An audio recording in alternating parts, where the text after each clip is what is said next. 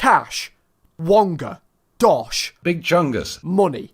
Many argue that it makes the world go round. Others may simply think it is the root of all evil. Well, back long ago, and I mean super long ago, like before YouTube existed, when money wasn't really a thing, you had bartering, the exchange of goods or services for other goods or services without the use of money, which pretty much just looked like two blokes stood in a field saying something along the lines of this. I'll give you 2 cows for your shovel.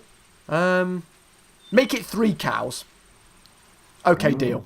And then they would simply trade items and go about their day. Now this system worked flawlessly until they realised something like this could happen. I'll give you a cow for 6 fish. But I don't want a cow. Oh shit. And it was here that they invented money. Throughout history, various civilizations have created their own forms of currency and economies to buy and sell goods or services and reward individuals for their work. Whether it was the Egyptians with their receipts that showed how much grain they had stored, the Romans with their salt as salaries, or the Chinese creating paper money, it all built the foundations on how we use money in the modern world. Now, of course, today, different countries and territories have their own currencies. The American dollar, the Japanese yen, the European euro, the Swiss franc, and the South African rand. Oh, and there's also England, where the local currency is a tea bag and half a packet of crisps. And each of these currencies have exchange rates. Say, for example, you had 1 million Iranian rial. Nice, sounds like a lot. Well, say you were to then book a flight to the US of A, when you land, that 1 million Iranian rial in the US is worth a whopping $23. Rapper 50 Cent in Iran would technically be known as 21,000 rial.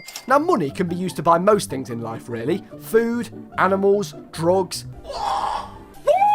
Let's go! vehicles, property, clothing, the list goes on. Now, it's of course important to mention that 2 items of the same type can each hold different values. For example, this car is around $222,000, whereas this car is $70. This plain white t-shirt is $7.60, whereas this plain white t-shirt is $160. And of course, the art world is known for being pretty crazy when it comes to money. Different art pieces selling for different prices all the time, going for tens of millions a lot of the time. Take this piece for example, Orange, Red, Yellow by Mark Rothko. Now this piece sold at auction for $86,882,500. And just quickly, believe it or not, I've actually seen this painting in person. And now, I know what you think I'm going to say about it, especially with that price tag, and fair enough, I mean, just look at it. But no, hear me out.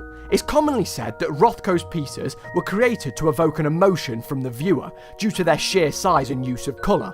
And honestly, when you're stood there in person in a dimly lit room, just you and the painting as it stares back at you, the way Rothko intended for the piece to be displayed, you start to realise, wow, this really is shit. But anyway, if you think Rothko's work sold for a lot of money, now compare it to this piece, which sold for $105 million.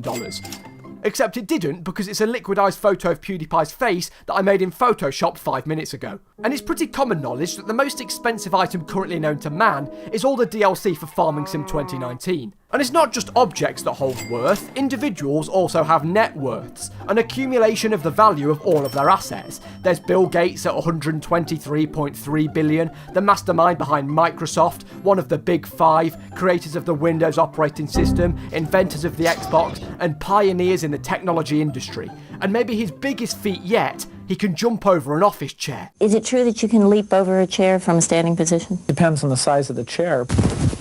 Elon Musk at $153 billion, the brain behind such companies as Tesla and SpaceX, electric cars, flamethrowers, funny, relatable memes, launching rockets from the Earth left, right and centre, all with the goal of colonising Mars in our lifetime. And James Dyson at $9.7 billion, who made some Hoovers and stuff. This is a review for the Dyson V7. Money isn't a simple concept either, in fact it can be quite the illusion. Take this for example, I'd never pay that, the shipping is way too high. But this on the other hand, oh baby, sign me up. Or how about this? This is extortionate money. What do you take me for? If you ever think I'd pay this much, you'd be actually on second thoughts. And there's one ancient word that can summon huge crowds into frenzies, battle-like scenarios in fact. Sale. The battle of Black Friday raining terror across all stores, like the front line of a war zone with warriors in pursuit to save some shillings. Only the greatest can come out on top and acquire the treasure. Work to earn money, spend money, store money, sell things for money, donate money, print money, don't do that, destroy money, don't do that either, and if you're feeling lucky, gamble your money in the sacred lands of Las Vegas, and either win big or lose it all, and then fall into reams of crippling debt and be forced to beg for money. See, it's all one big circle really. Oh, and there's also tax, but I'm not going to get into that motherfucker. Money is super useful. Buy a pair of shoes with it, use it as a very expensive paperweight, bail a friend out of prison, it's endless fun for all the family. And hey, ultimately, all money is just pieces of paper and metal that us humans have given value. And by that logic, any item could be currency. This image of a monkey eating an ice cream could be a form of currency. I mean, it isn't yet, but it could be, and believe it or not, physical cash is only 8% of the world's money. The other 92% is in the form of in-game microtransactions. And as for the future of money, who knows? Maybe physical cash will be wiped out entirely, with all money and transactions becoming fully digital. I mean, with the recent explosion of cryptocurrencies like Bitcoin and Ethereum becoming bigger than ever, and stock market scandals left, right and centre, your guess is as good as mine.